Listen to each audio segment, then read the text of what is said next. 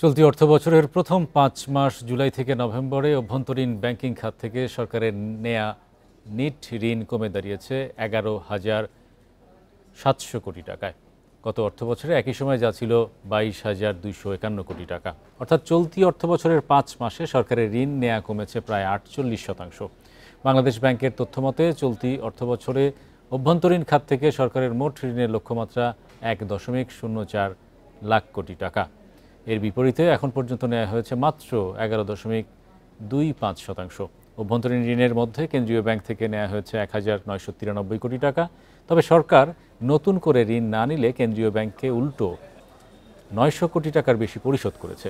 এদিকে নির্বাচনের পর নতুন সরকার গঠিত হলে মেগা প্রকল্প বাস্তবায়ন শুরু হবে, তখন সরকারের ঋণ নেওয়াও বাড়বে বলে জানায় কেন্দ্রীয় ব্যাংকের কর্মকর্তারা।